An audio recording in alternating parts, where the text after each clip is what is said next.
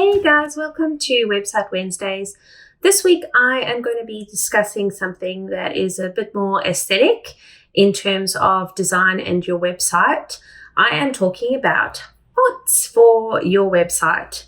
So in Squarespace, you have the option to use a font for header 1, a font for header 2, for header 3, and then for your body copy. So this gives you 4 opportunities to use different fonts and different typography across your site.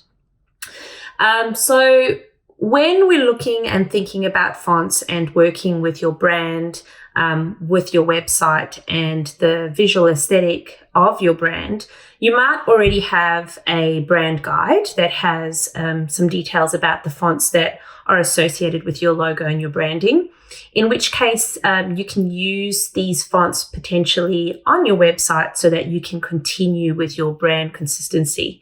Unfortunately, when it comes to web, sometimes there are certain fonts that aren't available very easily with the web platform that you might be using. Sometimes you can add a font from, say, Google Fonts or Adobe Typekit, which is an option in Squarespace. But other times you might have to pick a font from what is available that looks most similar to the brand font that you're using.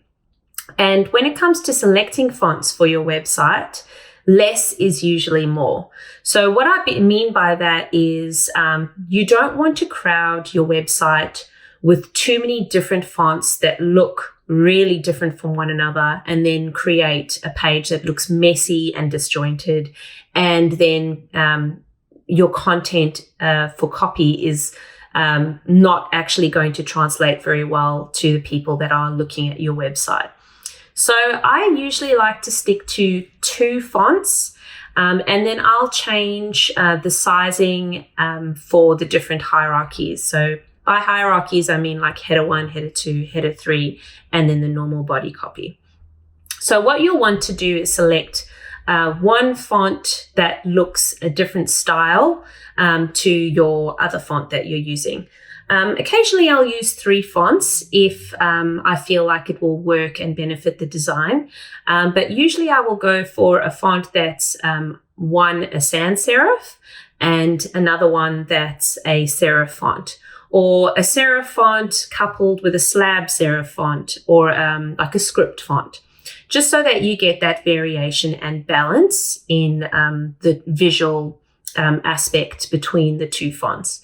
So there's a couple of ways that you can actually create different versions of your headlines by kind of tricking things with bolding, also with caps instead of normal case. So sometimes, for example, for a header 1 font, I'll use one font as a lowercase and I'll have it in a light font weight, and then I can use that same header 1 on a different page but bold that font and then use the caps version of that font. So even though it's the same size and the same style and setting in the back end, the font will then have the different characteristics of it being caps and bolded versus it being a lighter weight and lowercase. So you can kind of create additional versions of your headings by using things like bolding and caps within your type style settings. When you're using Squarespace and you're wanting to edit your fonts in your style settings, you can see the fonts that are currently being used on your template. And then you can also scroll down and you will see the different types of styles of fonts that you can select. So I think firstly it starts with the sans serif option. Then it gives you a couple of stock standard choices for Squarespace.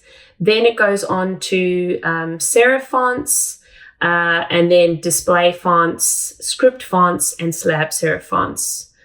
And then you get to a section that's called Other.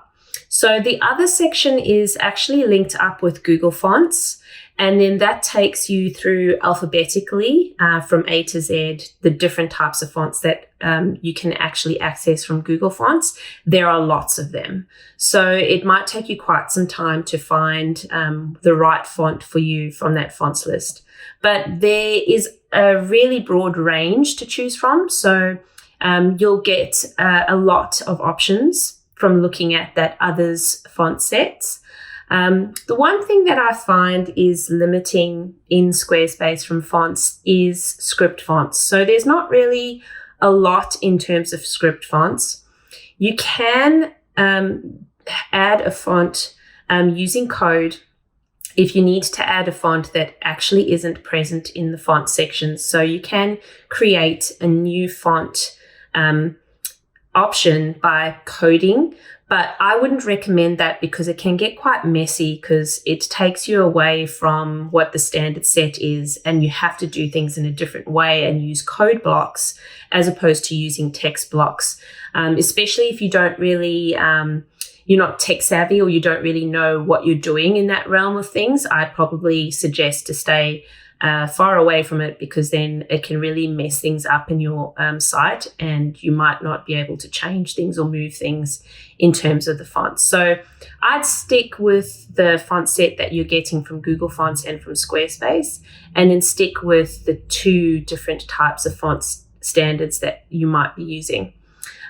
When choosing a template, definitely consider the fonts that are on the template, whether you'll be using those fonts for your website. So when you're looking for a template, it might be beneficial for you to pay attention to the fonts and the typography and see whether those fonts are something that you are going to change, or it might make your life easier if you stick with that font selection. So that's also something to consider at the very start of your project. But of course, anything can be changed easily. So it's just a matter of going into your site style settings and looking at the different fonts. But like I said, less is more. So rather stick with two different types of font families and create different sizes and variations of that for your different header styles. Header 1 will always be your largest heading and your largest font. And then heading 2 then is your second largest, and heading 3 is the smallest heading, followed by, of course, your body copy.